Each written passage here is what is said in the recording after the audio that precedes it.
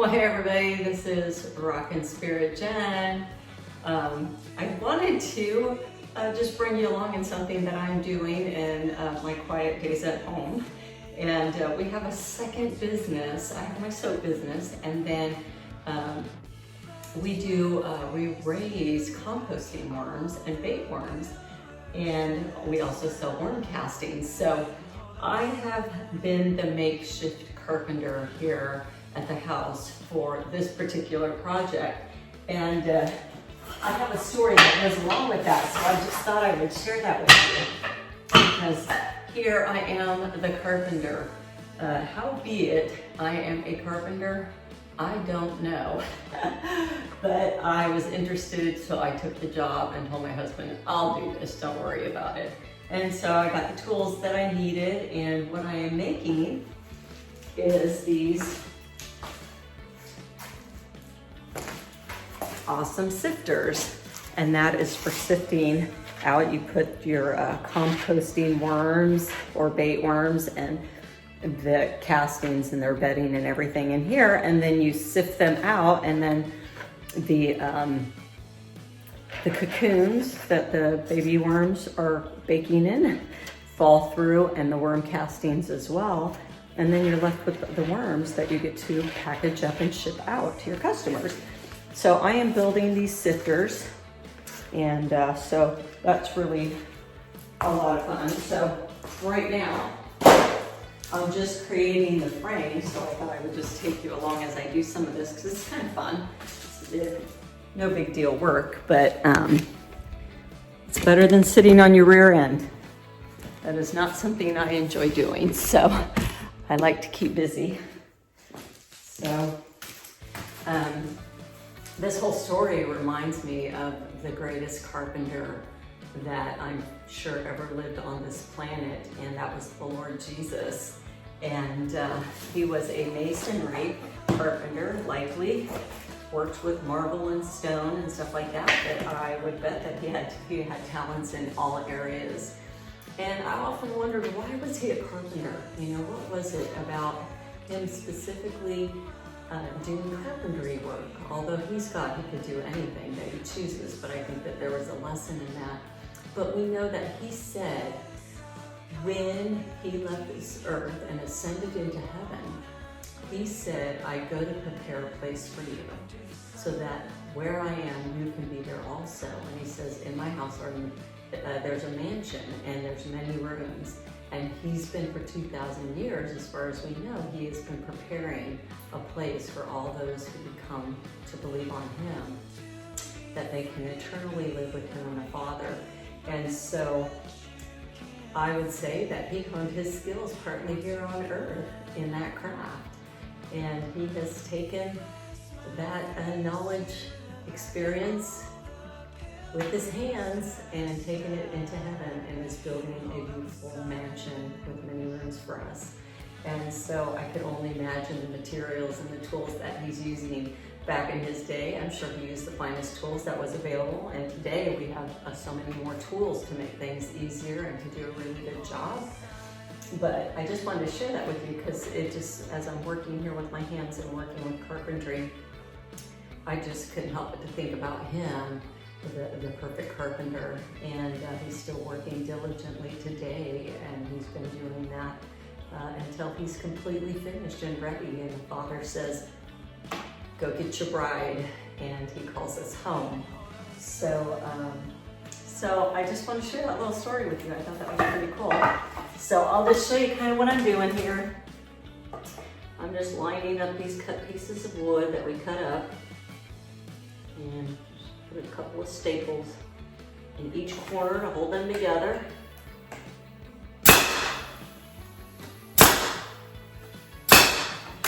And I have my own little jig and my own little way of doing things. It's just very crude. I could have a vise, but I don't have a vise. So this is what I'm vicing with, is these two chunks of wood. I am one of those improvisers. I will find anything that will do the job and put it to work.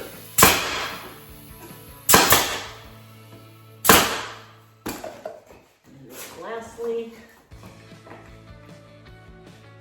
finish these up. I've got just one more to do after this, and then I'll go to the next phase, which is going to be cutting this hardware cloth. And I'll show you the cool little tool I have for cutting metal, because all too often I've had to use scissors to cut this hardware cloth, which makes you very tired very fast because, you know, you're going through steel with scissors. And then I started using hospital scissors, trauma scissors, and they worked the best. But my hands cramp up and get like the arthritis feeling, and I don't like that. So I got this cool little tool, which is called a nibbler, and it's just gonna kind of run through it like a knife through butter. So I'll show you how that works. I did some research on how to cut metal the easiest, efficient way. And I've got a lot to cut. Well, I've got one more put together, and then I'll bring you back.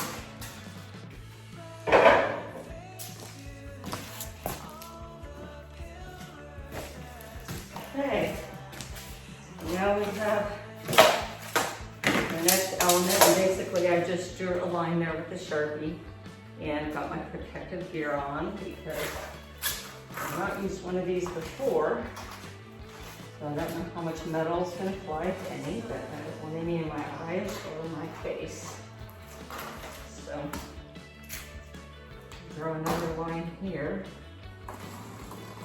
follow.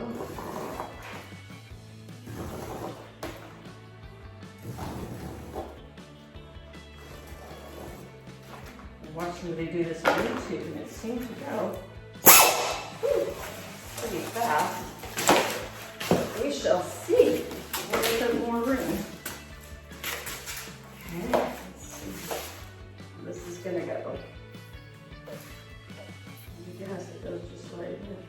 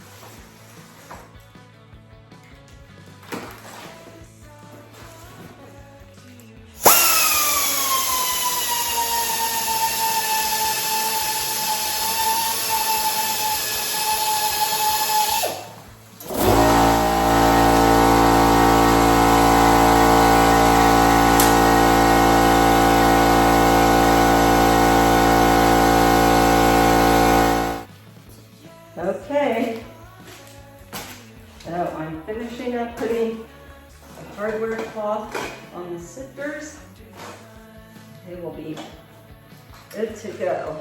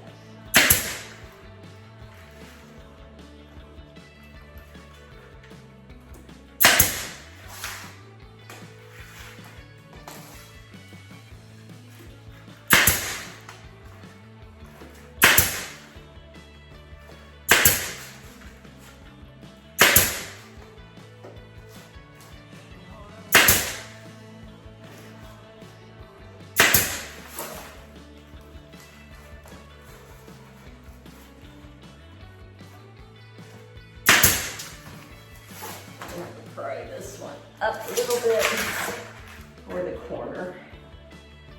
Sometimes it's hard. Okay, one thing I know is a 56-year-old back is not meant for doing this on the ground.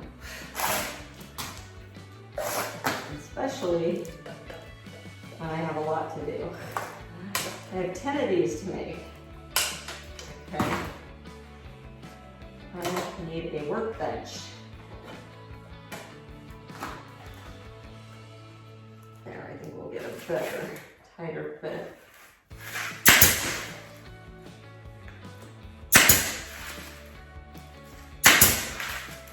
All right.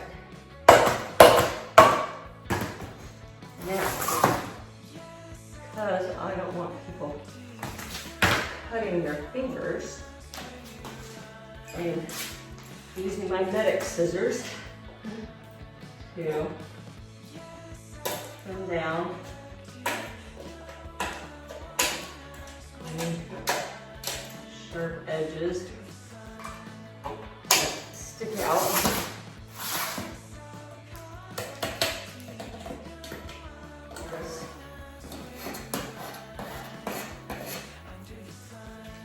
So what I'll do,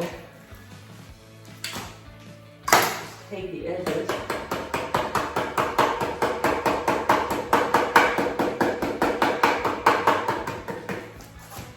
bend them down against the beveled edge.